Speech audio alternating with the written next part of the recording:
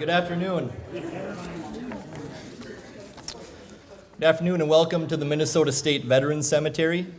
I'm the cemetery administrator, Eric Sagi, and I will be serving as your MC for today's dedication. Before we start, I know I addressed this a few minutes ago with some of you. We understand there's very limited seating. We're not really set up for an event like this, so we apologize for that. I can assure you it'll be a pretty brief ceremony, so you won't have to stand here all day. I did want to acknowledge a few people in our audience today. We have David Swantek, the Senior Administrator of Memorial Affairs, Doug Thompson, the Curator of the Minnesota Military Museum. He's the gentleman that arranged to have the reenactors here today. We also have the members of the Veterans Art Committee here. We'll talk about them briefly a little bit later. And also on the military side, we have Brigadier General Cruz, Colonel Roy Edwards, and I understand, sir, you've come all the way from North Carolina, so I'd like to give just a brief bio for those that aren't familiar with you here.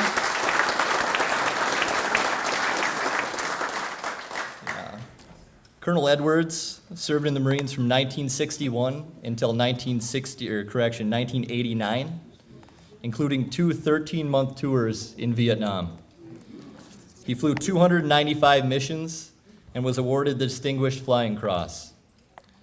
He's flown many different types of aircraft, but primarily the Marine A-4 Skyhawk. Colonel Edwards is married to Arlene Edwards, has a son and a daughter living in Charlotte, North Carolina, and son who is a major in the Marines stationed at 29 Palms, California. Colonel Edwards and Arlene reside in Raleigh, North Carolina. So again, thank you, sir, for being here.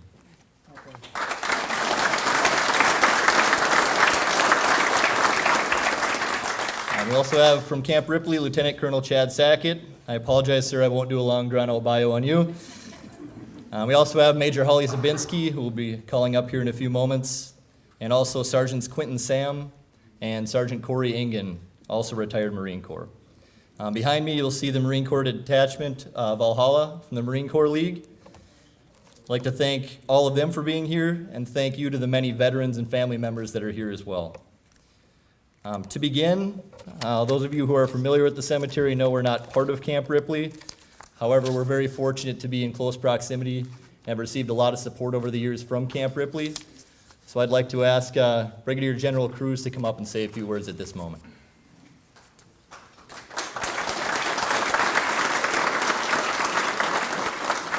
So good afternoon. Thank you everyone for coming. This is a very momentous event for us. As I sit and look, I'm just awed at how beautiful Charles's painting is, and to meet some of the subjects in it that'll be memorialized in here forever.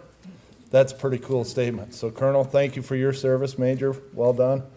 And on behalf of Camp Ripley, the director was right. We're one family here. There isn't anybody that drives by these historic walls that doesn't think this cemetery is part of Camp Ripley. And that's how I approach it. I am very proud to be a neighbor.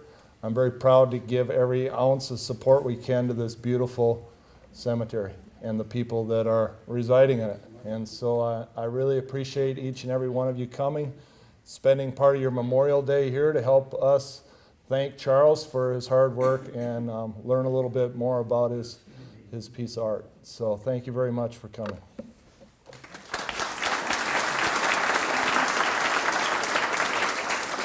Thank you, General Cruz. The dedication of the Marine Corps painting marks an important milestone for the Veterans Historical Art Monument as a whole.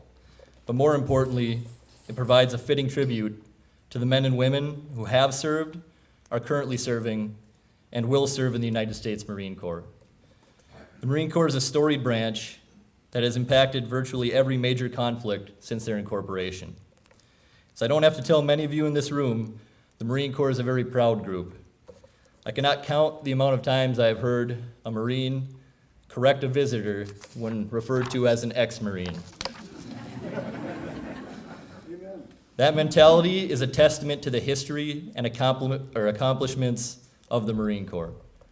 Once a Marine, always a Marine is more than a motto. It's an acknowledgement that whether a Marine served in Guadalcanal, Iwo Jima, the Chosin Reservoir, Vietnam, or Afghanistan, there will always be a special bond between them that transcends time. The amazing artwork you see behind me pays tribute to the sacrifices made by these brave men and women. Every Marine in the painting, every battle depicted, every minute detail tells a different story. Stories that these beautiful paintings can help pass on to our future generations. We are fortunate to have many veterans in our presence that have contributed to the extensive history of the Marine Corps and continue shaping that history today. One of those Marines is Major Holly Zabinski, who can be seen in the bottom right of the painting here. Major Zabinski was commissioned at the University of Minnesota in 2007. Upon the completion of flight school, she was stationed in Okinawa, Japan for 3 years. During this time, Major Zabinski served as a CH-46 Sea Knight helicopter pilot and conducted exercises in Thailand, the Philippines, Bali, the Republic of Korea, and Japan. After receiving her master's in operations research from the Naval Postgraduate School, Major Zabinski performed analysis for the Headquarters Marine Corps in Quantico, Virginia, and correct me if I'm wrong, ma'am, Task Force 515, all right, in Bahrain. Major Zabinski is currently training to fly the MV-22 Osprey helicopter, which you can also see in the painting in the top right corner. Major Zabinski is a recipient of the Meritorious Service Medal, the Navy Marine Corps Achievement Medal, the Global War on Terrorism Expeditionary Medal, and the Humanitarian Service Medal. It is now my honor to welcome to the podium Major Holly Zabinski.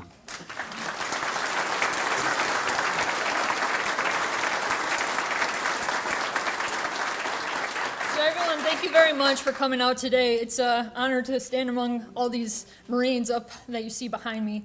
As you can see, Mr. Kapsner is a very talented artist, but I had the privilege of taking him through the Marine Corps Museum in Quantico, Virginia. I've been through that museum easily a dozen times, but taking him through it was probably the most educational experience I had. Every time we turned around, he had something to point out, and it just shows you how much time and effort he put into this painting to make sure every detail was exactly how it should be. I want to thank my family for coming, my mom and dad, my sister and my niece, and then also my soon-to-be in-laws. We only have about 3 weeks left until it's official. And honored to be next to Colonel Edwards. So I'm going to make a very bold statement and say the most rewarding job on this planet is to lead Marines. And that's like when you see a 18 or 19-year-old Marine take nothing and do something with it to make mission, it's just phenomenal. And so see where I'm going with this. Promise I've only been up for since about 2 a.m., but it's been one of the most rewarding experiences of my life to get to lead Marines. And unfortunately, when they go above and beyond, and sometimes not every Marine comes home, which I think is the heart of this project, is to remember those service members who are no longer here with us. And so I really appreciate everything that has been done as far as going into this painting. As you said, once a Marine, always a Marine. So it means a lot that there is something here that when families bring their military member to their finally resting place, they can see exactly what went into one of the probably most memorable times of their life. So I want to thank everyone for coming here today. I want to thank those who have served, those who are serving, those who support all that serve, and Semper Fidelis.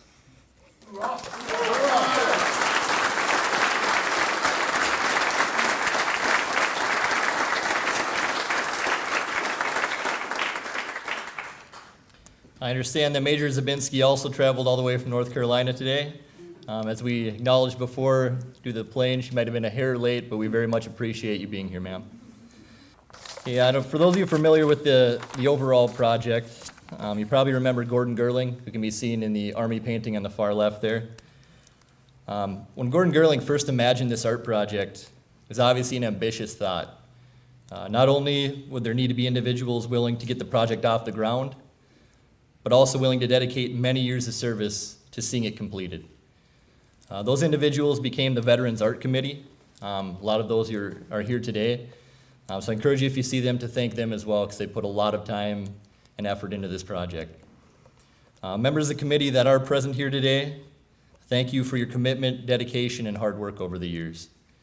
There's also one other minor piece to this puzzle, and that would be an artist.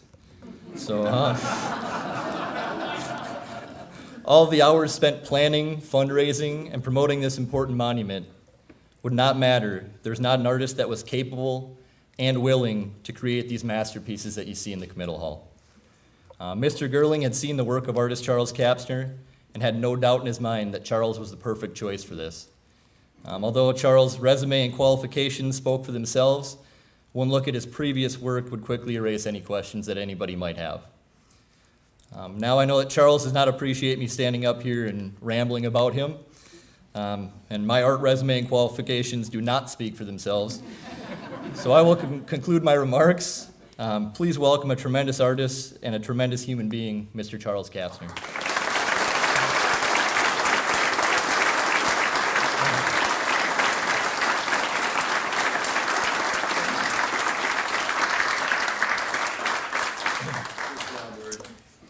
Thank you, Eric. Good afternoon, and thank you for being here on a lovely, albeit warm day. I believe we're probably going to break some records to celebrate the official installation of the Marine Corps painting.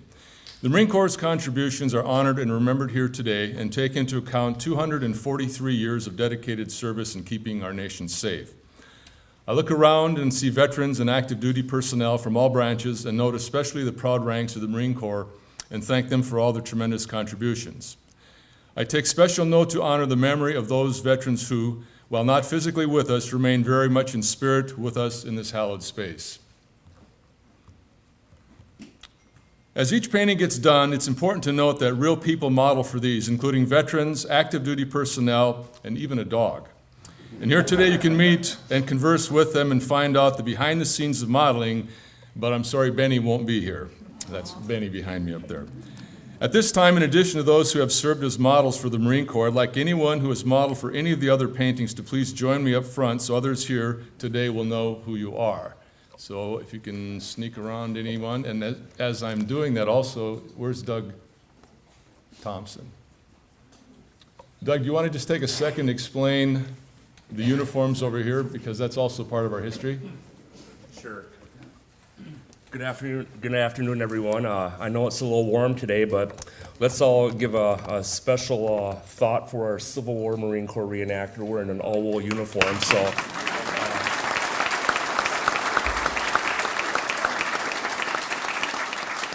and I guess my point is, don't complain about how hot it is, because I'm sure Michael's roasting over here. So. The Marines have always had exceptional uniforms, and Michael, could you step forward for a minute, please? Michael is modeling a Civil War era Marine sergeant's dress wool blue uniform.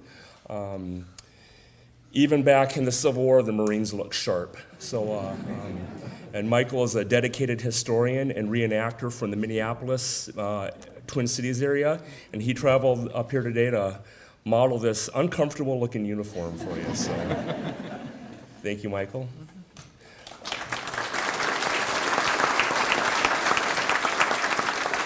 Our next gentleman is Randy Bigler. He was a Marine Air Wing in the 1970s, and he's modeling, come on out here, Randy. He's modeling the World War II Marine Corps reversible camouflage uniform. The Marines were the first U.S. unit to actually use camouflage uniforms as a combat uniform, and he's got the green side out and dressed as a typical Marine would have been looking during World War II. Randy, you got any comments on the uniform? It's nice and comfortable in this weather. It's not wool, right? Yeah, it's not wool. And Randy also is a volunteer for the Commemorative Air Force. He helps keep those old warbirds flying. And again, another dedicated historian, and we're really grateful you're able to join us today. So, thank you, Randy.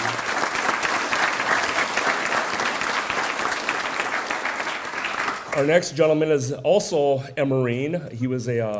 He's dressed up in a Vietnam. Come on out here, Don. Make yourself known here.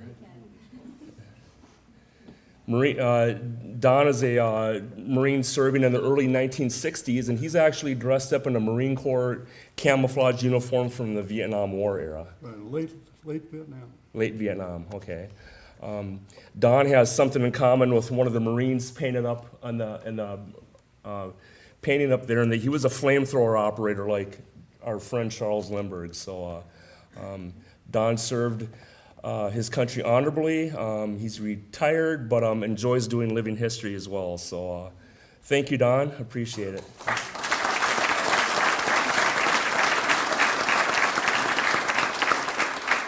Katie, could I have you step out here, please? All right. Obviously, women play an important role in this service today, and they played an important role. Starting in World War I, we had women Marines. World War II, and Katie's actually dressed as a woman Marine from the Vietnam War era. Very comfortable uniform and work uniform. Katie, they're all very dedicated historians up here. They know a lot about Marine Corps history. So after the event, I would suggest going up and speaking with them. They love to talk about the history of the Marine Corps, and they'd be happy to answer any questions. But comfortable today, Katie? Much more so than the wolves. All righty, so thank you, Katie, appreciate it.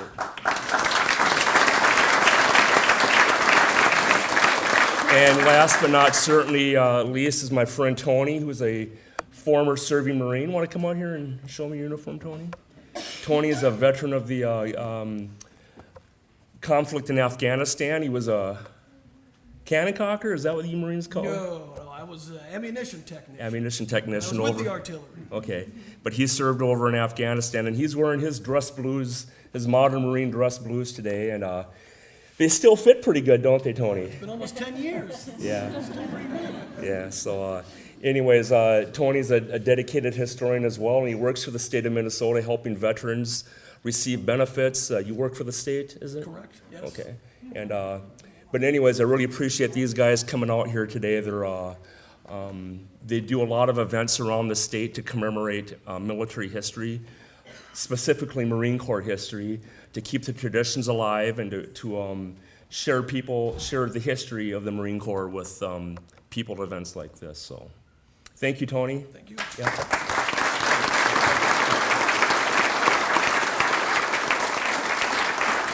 So now I'll start on my right. John Justin, he's in the Marine Corps painting, correct? I'm the corpsman. The corpsman. Bob Mueller, classmate of mine, who is, how many people we decided you're up there in the Army? 3.5, right? 3.5. 3.5. And it's because of him that I was able to meet Ray Stump, who is up here. And is Barb here today? Oh, okay. And then over here we have Steve Shelley. Steve is two of the figures right there, and also on the ground up there. My wife Catherine is here. She is the Civil War spy in purple. And the truck driver. Oh, and the truck driver. I forgot the other truck driver. And then we have Lauren Brady, who is up in the Coast Guard painting, Petty Officer First Class. How many years now? 12. 12, okay. My nephew, Jim Kleinschmidt, former Navy. He was on the Trident submarine, Ohio. And this is my grandniece, Kylie. You see her right up there. Anybody else I'm missing that I don't see? Huh?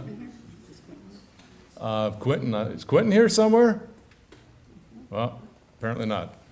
Okay, well, thank you, everybody.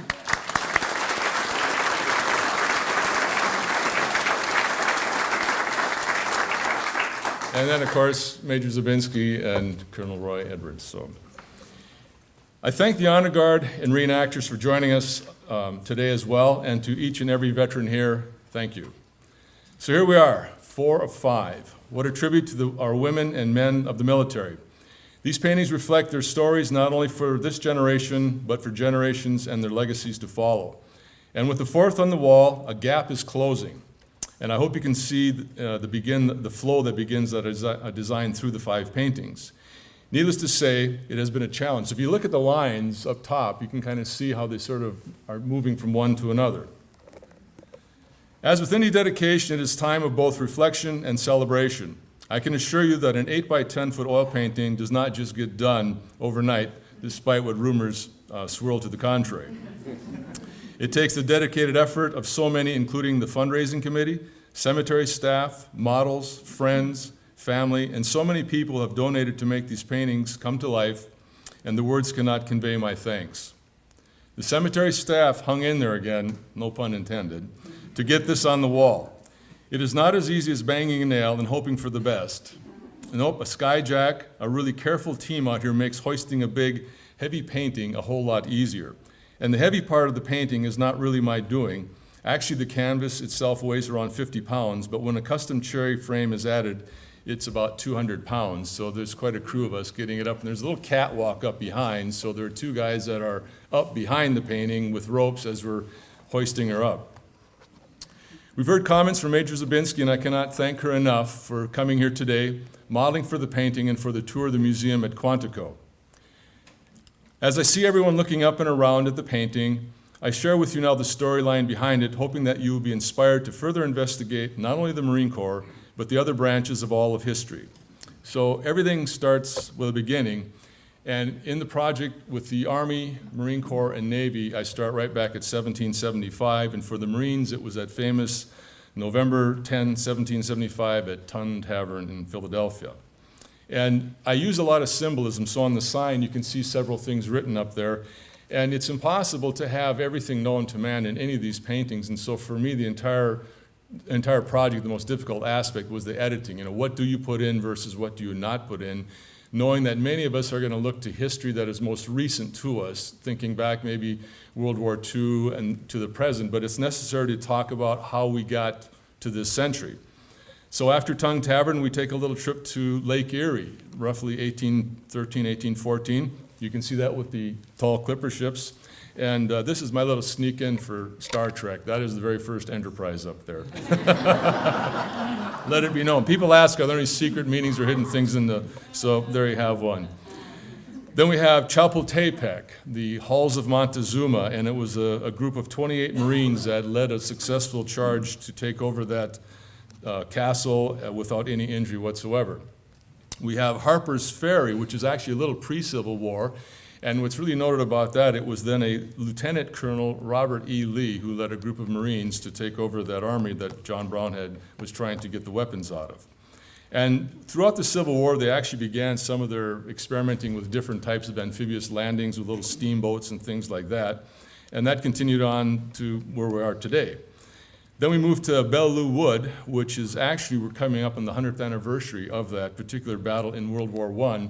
And for those of you who remember, President Macron from France brought a large sapling, which is to be planted in the White House garden to commemorate that 100th anniversary.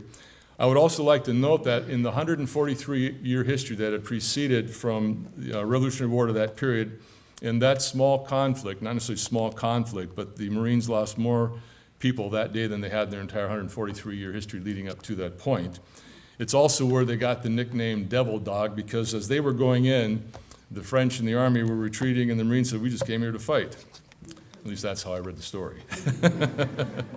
Then we have World War II, and there's quite a few things going on there with some different scenes. You can see the flamethrower and the explosion, and a lot of these things I put in for just nice vignettes to help me within the composition to move from one spot to another, because these vistas do not exist in reality, so I have to find connecting points to do that. I'd like to make a particular comment on the flag raising of Iwo Jima. Some of you may not be aware of the fact that there's actual sand from Iwo Jima on top of Mount Suribachi. We had a gentleman from Minnesota, Charles W. Lindbergh, no H at the end of the name, who was at the raising of the flag February 23rd, 1945 at 10:30 a.m. He went back for the 50th anniversary, and he picked up some sand and brought it back. He then in turn turned some of it over to Doug Thompson, who gave me some sand and asked if I wanted to put some in the painting. So before I go on, I'd just like to read something here. I have two little things. Volcanic soil from Iwo Jima embedded in oil paint from the Marine Corps painting. This was brought back from Iwo Jima by Charles W. Lindbergh in 1995, flag raiser, February 23rd, 1945, 10:30 a.m., and I'd like to give each of you a piece.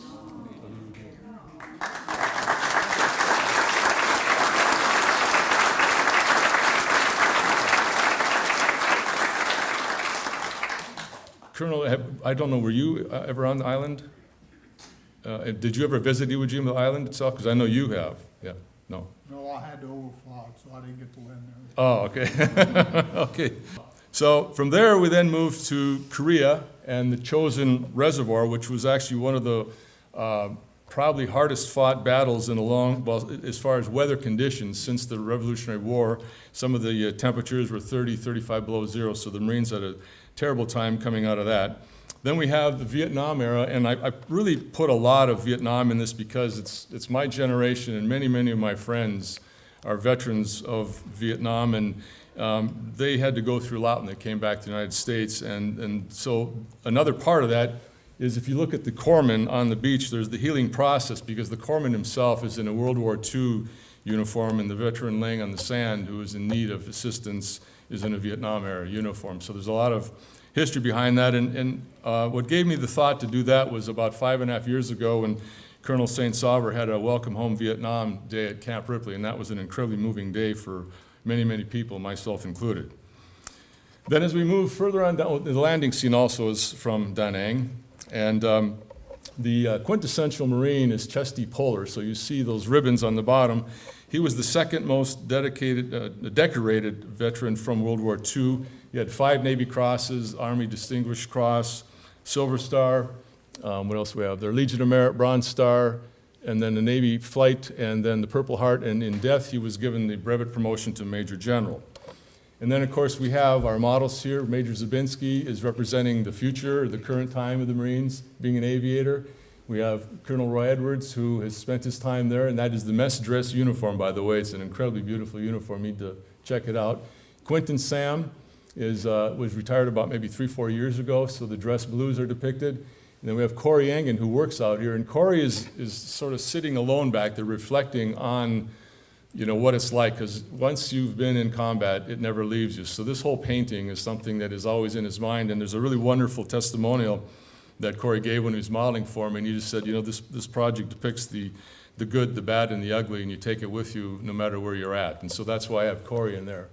Then we have a tribute to the MIA, and then the 45 in the front is all about the sad story of the 23, 24 suicides a day that go on. And that shell is in the sand to say, plant the thought, to get rid of the thought, don't plant yourself, plant the thought. So that's something that we have to deal with. But again, there's many lengthy stories you can look at when it comes to this painting, and I just want you to maybe take some time out to do a little research on the Marines. So now I guess I have to go back on script here. I hope that I have given the Marines a story and an image that is worthy of their service, and I hope that it is true of all branches of service.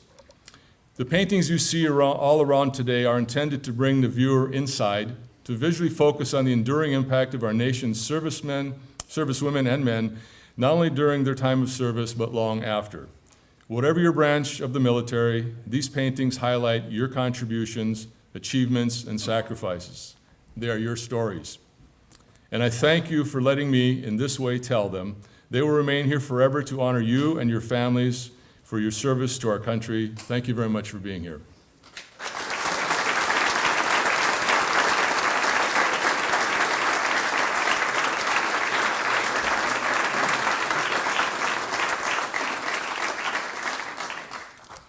Thank you, Charles. It's truly been a pleasure being able to get to know you and Catherine throughout this process. And also, as a state veteran cemetery, our mission is to serve veterans and their families. But to me, that's more than just physically. That's long-term, making sure that their stories are told for future generations. And I really feel that these are going to be the big piece of the pie for us to be able to do that. I want to thank everyone for being here today to honor the United States Marine Corps. Again, I apologize about the space and the heat, but it's probably nothing compared to what a lot of our Marines have been through in their lives. And also, I'd like to invite everyone to the American Legion in Little Falls here. There will be a reception immediately following the service today. So again, thank you for everyone to coming out. Thank you to our guest speakers, and thank you for all of our special guests for attending.